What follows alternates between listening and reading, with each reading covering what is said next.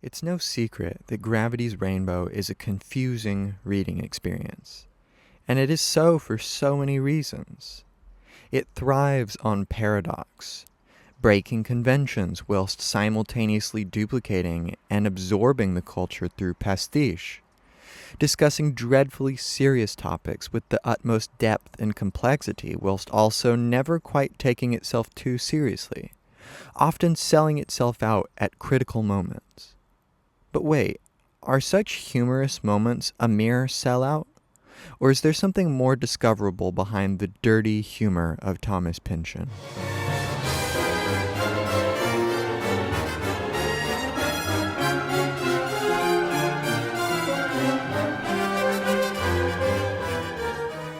All the time in Gravity's Rainbow, two incommensurable perspectives are given on a variety of matters, and the reader simply is not given enough to concretely land on one side.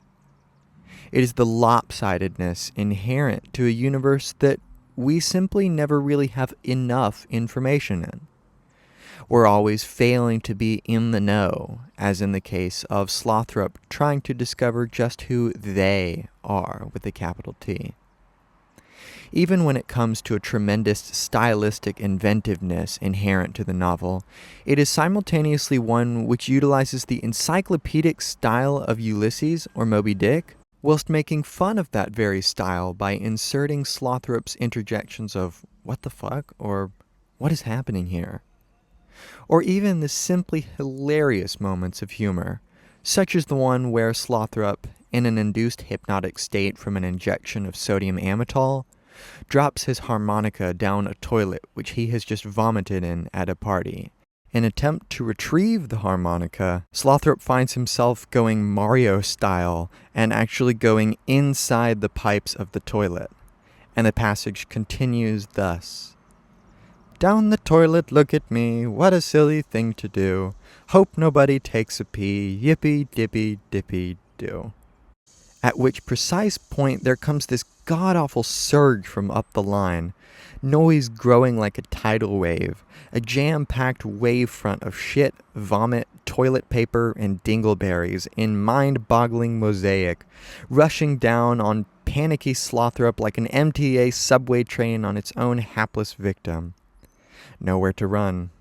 Paralyzed, he stares back over his shoulder, a looming wall stringing long tendrils of shit paper behind. The shockwave is on him. Gah!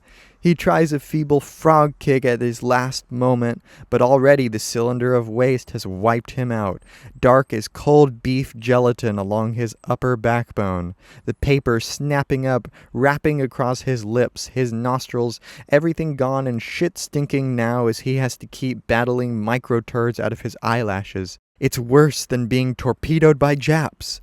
The brown liquid tearing along, carrying him helpless. Seems he's been stumbling ass over tea kettle, though there's no way to tell in this murky shitstorm, no visual references. From time to time, he will brush against shrubbery or perhaps small feathery trees.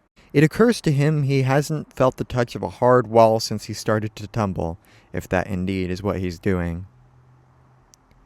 And it's important to note here, having no visual references, which sums up the style that is trying to be achieved in this passage.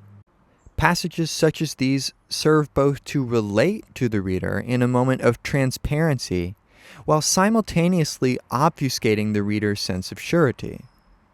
It is as if one is being told one has schizophrenia, yet it somehow only makes things worse to be in the know about not being in the know. Gravity's Rainbow feels like being a hypochondriac, where the probability of sickness makes one feel even more sick. If there is something comforting, religious if you want, about paranoia, there is still also anti-paranoia, where nothing is connected to anything, a condition not many of us can bear for long. Well, right now, Slothrop feels himself sliding onto the anti-paranoid part of his cycle.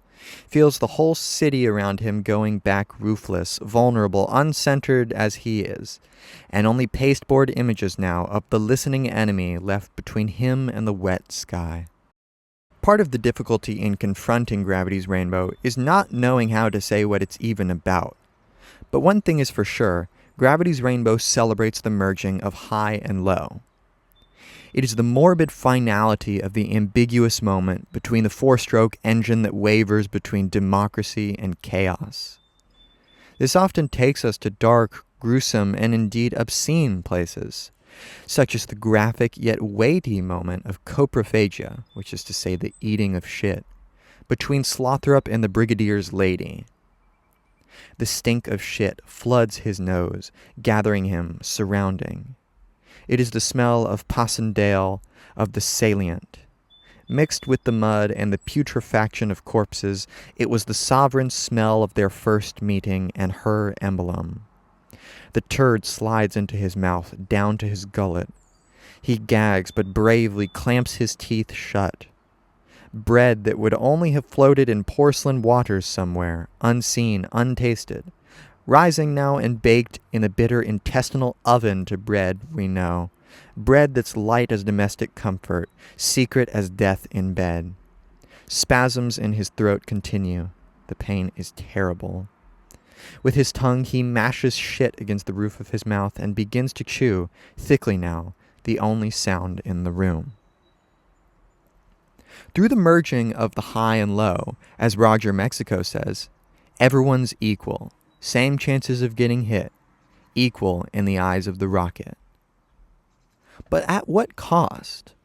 That is the beating heart of this novel. To diagnose a culture with a disease of its own making, and to provide the salve of comedy, mankind's final salvation in a dying world. As Pynchon writes, but these are not malignant puns against an intended sufferer so much as sympathetic magic, a repetition high and low of some prevailing form. Thus, Pynchon is able to synthesize his themes of high and low, such as death and the sublime experience of sex, into moments of simply raucous humor, such as Slothrop's sexual encounter with Trudy. Trudy and Slothrop retire to a mattress well away from the Bosendorfer.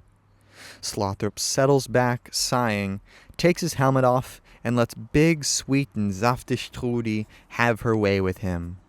His joints are aching with rain and city wandering. He's half blitzed. Trudy is kissing him into an amazing comfort. It's an open house here. No favored senses or organs. All are equally at play.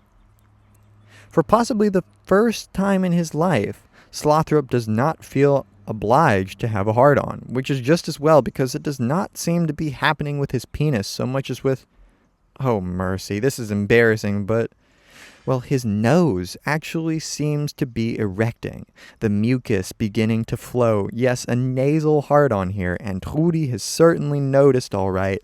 How could she help but... as she slides her lips over the throbbing snoot and sends a yard of torrid tongue up one of his nostrils. He can feel each pink taste bud as she penetrates even further, pulling aside the vestibule walls and nose hair now to accommodate her head and shoulders, and, well, she's halfway in, might as well, pulling up her knees, crawling, using the hair for hand and footholds, she is able to stand at last inside the great red hall, which is quite pleasantly lit. No walls or ceiling she can really discern, but rather a fading to seashell and springtime grades of pink in all directions. As we can see, while Gravity's Rainbow is renowned for its utter incomprehensibility and seeming disregard for the reader, it's clear that this is much too simplistic a picture to paint. It is certainly true that Pynchon is not taking it easy on his reader. History isn't either.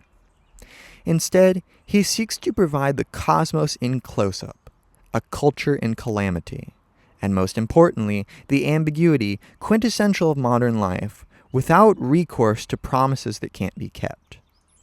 Instead, Pynchon supplies us with the brutal honesty of an uncle who can't help give good advice, ludicrous stories, and jokes that he wouldn't want your mother to hear. And thank God she's in the other room.